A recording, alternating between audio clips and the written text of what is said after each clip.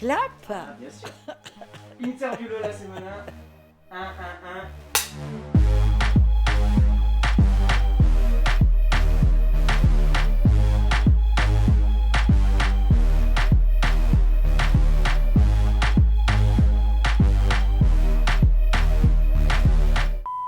J'ai suivi vos récents coups de gueule sur votre page Facebook concernant le gouvernement, la gestion de la crise sanitaire, l'état de la culture de ces acteurs en France.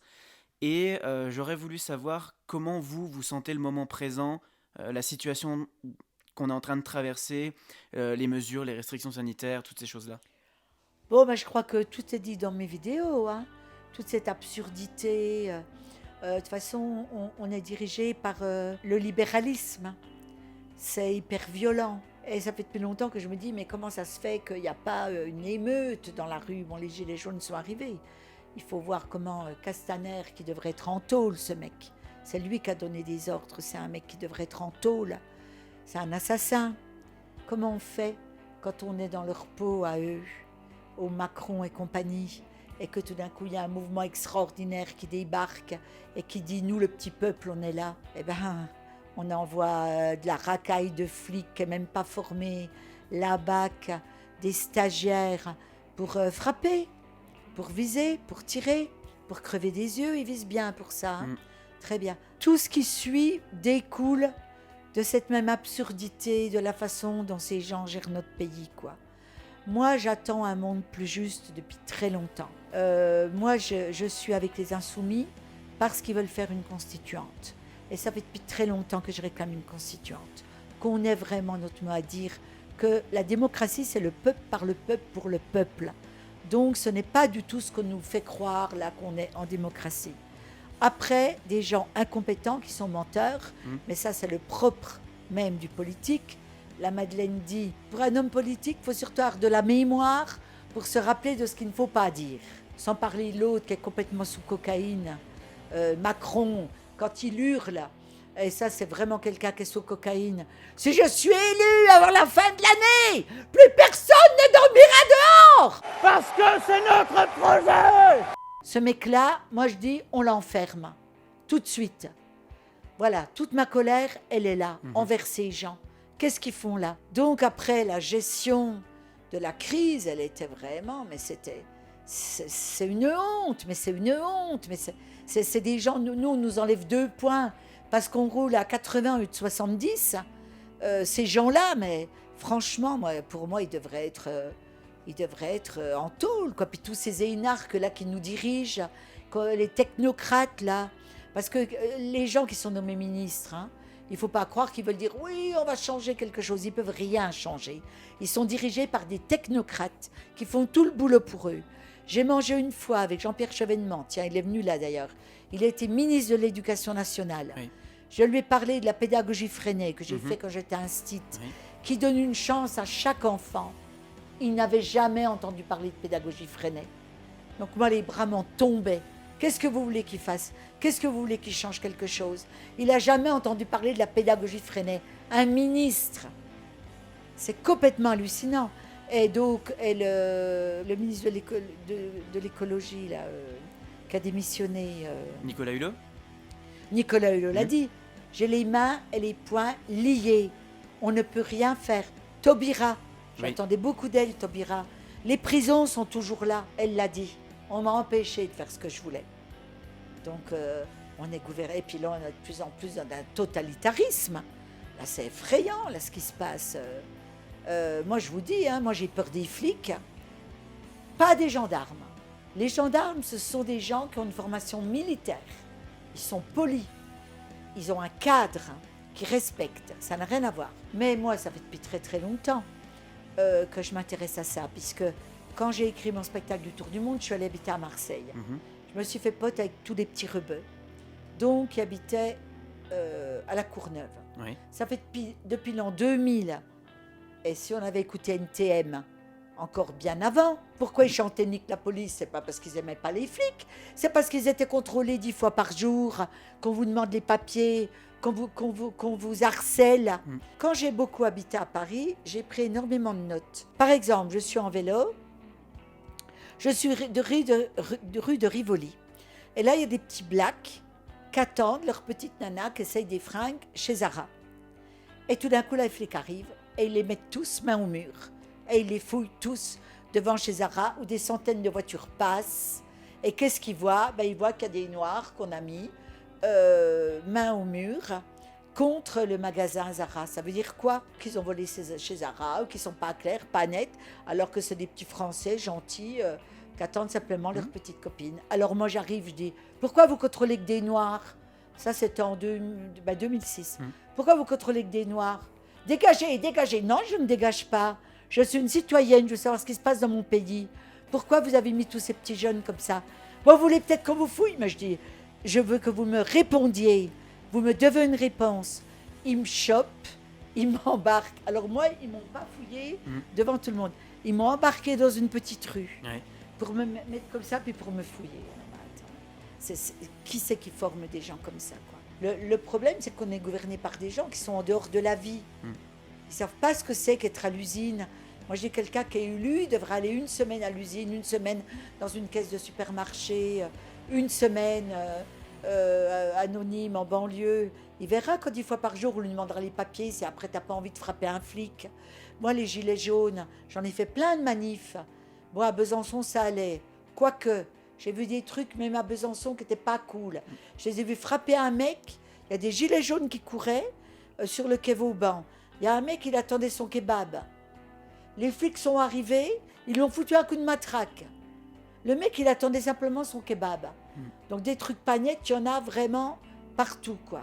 Moi, j'ai une copine qui était flic à Besançon. Un jour, je lui ai demandé pour visiter le commissariat. Et je vous parle de ça il y a peut-être 6 ans. C'est une honte.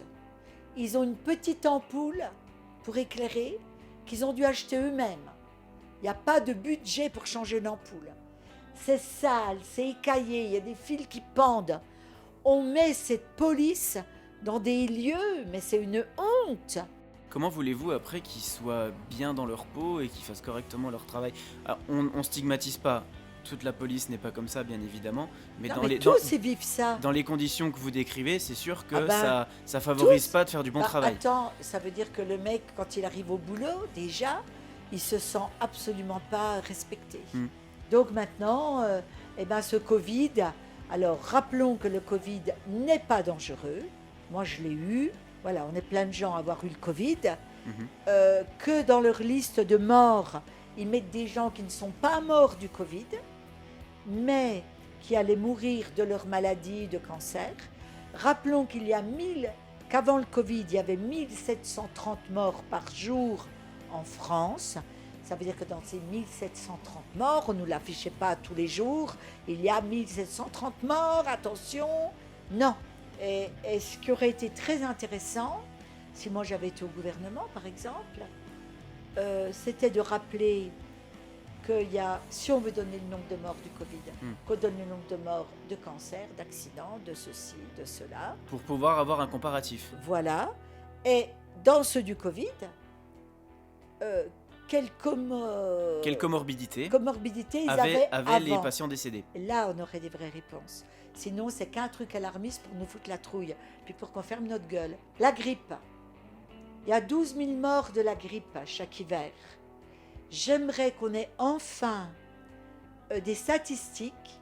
Combien de gens meurent de la grippe alors qu'ils étaient vaccinés? Parce qu'il y a beaucoup de gens qui meurent de la grippe alors qu'ils sont vaccinés. Et ça, on se tait parce que les laboratoires ne veulent pas faire d'analyse. Mais là, on doit le savoir. Il faut arriver à le savoir, je ne sais pas comment. Arriver à savoir, parce que là, leur vaccin, là, moi j'en sais rien, les gens ils font comme ils veulent, mais moi je me fais aucun vaccin. Un jour, je me dis, tiens, si je me faisais vacciner contre le tétanos, vu que je suis beaucoup avec les rosiers, tout ça, et puis je vais pour acheter le vaccin de tétanos, puis il y a 9 vaccins là-dedans. J'ai dit, attendez, moi je ne veux pas d'autres vaccins, moi. Ça n'existe pas le tétanos tout seul. Ah bon? Eh bien, au revoir. Maintenant, je me pique, hop, je me désinfecte, je fais attention. Maintenant, si ça rassure des gens qui veulent se faire vacciner, attention, normalement, il faut 10 ans pour voir les antécédents, comment ça va réagir, qu'est-ce qui va leur arriver à ces gens qui vont se faire vacciner. Après, la gestion d'une crise comme ça, elle est vue que de Paris, de l'arrogance de Paris. Quand ils ont décidé d'ouvrir que les grandes surfaces et de fermer les petits magasins. Ils n'ont pas compris que, par exemple, à Morteau, dans une ville de 5000 habitants, dans un magasin d'habits, si on est 2, c'est déjà beaucoup. Oui. Ils n'ont pas compris. Ils ne savent pas ce que c'est. Alors évidemment, si on va aux Halles, si on ouvre les magasins des Halles, évidemment, là-dedans, il y a des millions de personnes. Mais toutes les petites villes de moins de 50 000 habitants, Oui. pourquoi ils les ont fermées? C'est complètement idiot. Ils savent très très bien organiser. Moi, je me rappelle, je suis allée m'acheter un habit à Morteau juste avant qu'ils nous reconfinent. La nana, elle désinfectait tout. Je veux dire, enfin, ils sont capables de savoir combien ils ont de mètres carrés et combien de gens par mètre carré. Enfin, complètement aberrant. Ils sont en dehors du monde, ces gens. C'est eux, ceux qui nous gouvernent, ils ne sont pas dans la vie, ils sont en dehors du monde. Donc moi, déjà, j'aurais permis que tous les magasins restent ouverts aux villes de moins de 50 000 habitants. Je n'aurais jamais fermé les librairies, mais jamais de la vie. C'est essentiel, la librairie. Je ne sais pas, il y avait moyen de bien réfléchir, mais pour bien réfléchir, il faut savoir être en empathie. Les gens de pouvoir n'ont pas d'empathie. C'est des études scientifiques qui ont été faites récemment, et on s'aperçoit que les gens qui sont dans le pouvoir, ils n'ont pas d'empathie. On est vraiment très mal barré, parce que sans l'empathie, c'est très difficile d'aider l'autre.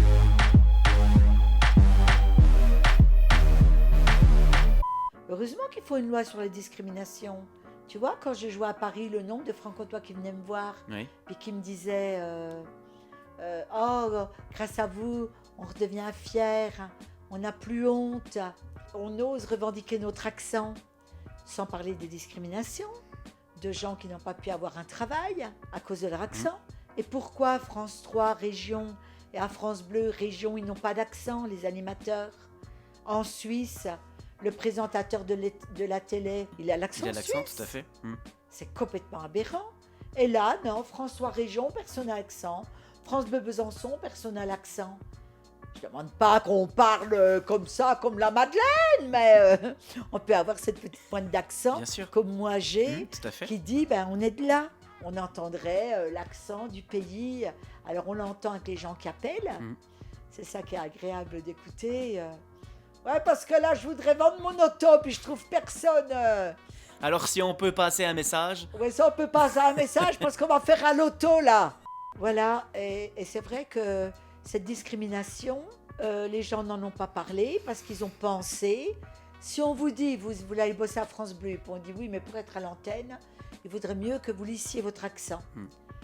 Et vous vous dites, ah ben oui, c'est moi qui suis... C'est moi qui ai un problème. C'est moi qui ai un problème, ah ben oui, parce qu'il faut que je parle comme à Paris. Bonjour, voici aujourd'hui la météo. Voilà, donc on va apprendre à parler comme ça pointu. Mais moi, pour Canal+, il y a Jacques Rouxel, Oui. celui qui a créé les Shadocks. Il a écrit, donc c'était pour l'anniversaire de 1789, il a écrit une petite série pour Canal+, magnifique, avec des dessins et des petits textes sur la Révolution qu'il m'a demandé de lire, moi, en Madeleine, avec l'accent. Avec l'accent. C'était super beau, quoi. Ça donnait une couleur, cet accent de la Madeleine, sur un texte très poétique et sur des images de la Révolution. Et bien, Canal+ ne m'ont pas voulu à cause de mon accent. Voilà, C'est triste. par exemple, C'est voilà triste. une discrimination. Pensez à liker, vous abonner et à partager. Merci pour Jules.